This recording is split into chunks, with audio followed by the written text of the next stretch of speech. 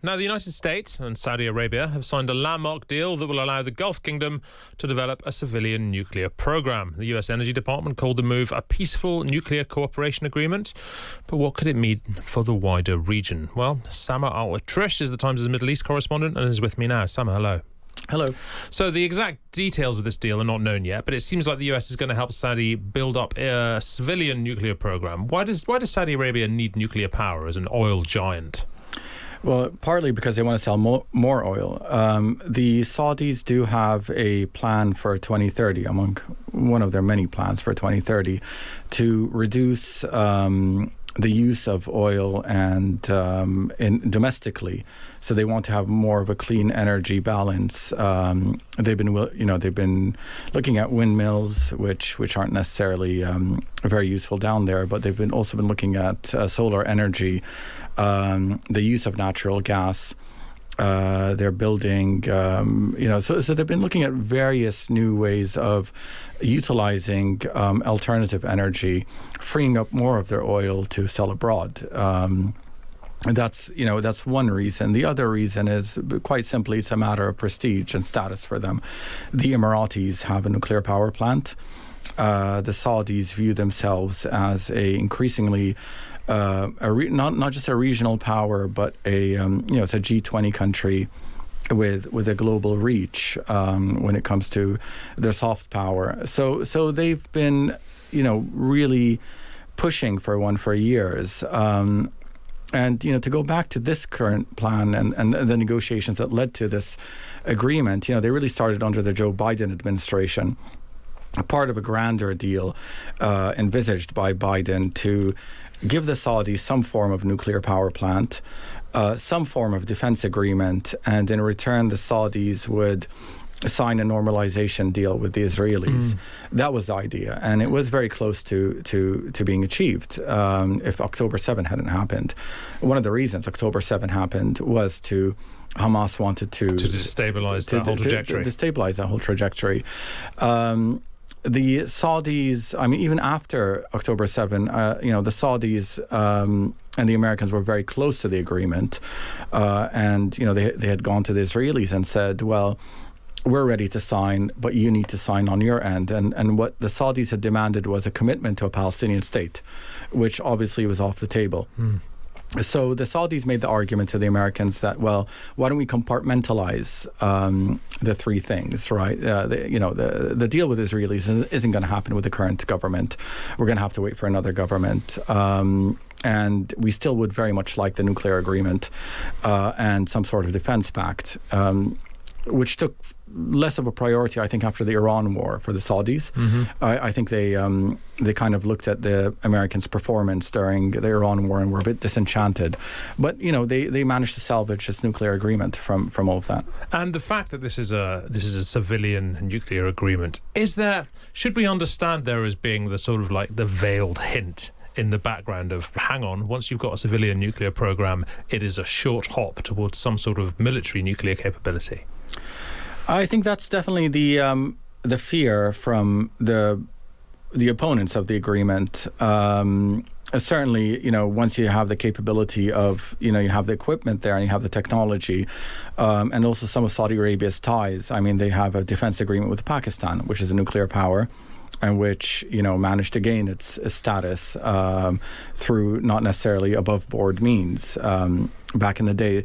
On the other hand, I think the argument that the proponents would make is that, Saudi Arabia had issued a tender for building a nuclear plant. They were seriously talking with the Chinese, they were talking with the Russians, and they were talking with the French. And those three countries would not, shall we say, be as scrupulous about safeguarding the enrichment as the Americans are. One of the major things, I think the major point of contention, which has kind of delayed this agreement, was that the Saudis want to be able to enrich uranium. The Americans opposed that. Because enriching uranium can lead to a military...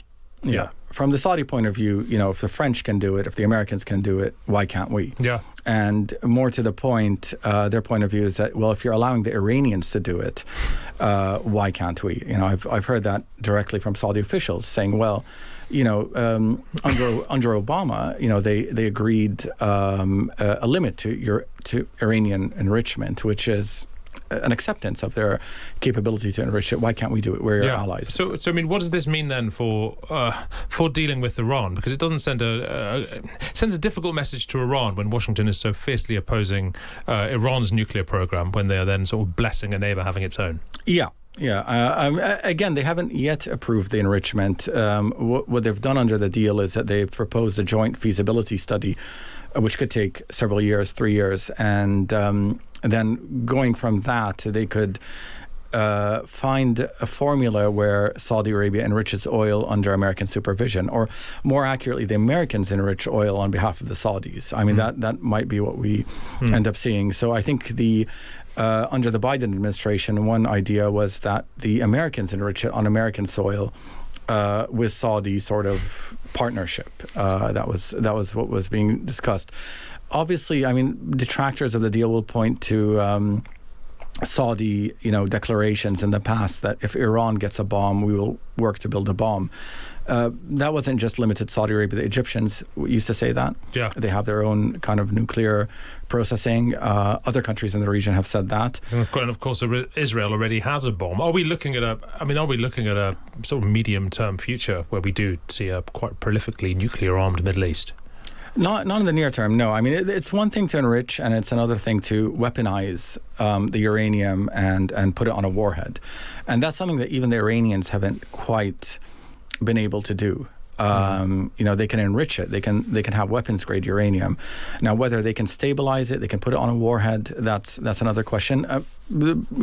Analysts say that they can. Give them a year. If they should they decide to go down that route, they can do it. With the Saudis, it would take longer. I think one thing to keep in mind with the Saudis is that, and the Emiratis and other Gulf countries, is that they would like to renegotiate their relationships with the U.S. Several years ago, I heard a joke from an American diplomat about a Saudi prince who went to space on board an American shuttle. And I mean, this is a joke that when he came back, the back of his hand was red and swollen. And people ask him, well, why is it so red? And he said, well, whenever I try to touch anything, the Americans would slap it and say, don't touch. And, it's a very insulting joke to the Saudis. I mean, what the American diplomat was hinting at was that we give them equipment, we give them things, but we tell them don't touch. So we'll sell them F-16s, we'll sell them missile batteries. And the Saudis, the way they view it is, well, we've grown up now and we'd like to touch these things. We'd like to, So I think that's the way that they're looking at the nuclear power plant as well. Samer Al-Atrush, thank you very much indeed. And Samer is, of course, the Times Middle East correspondent. Good to have your time today.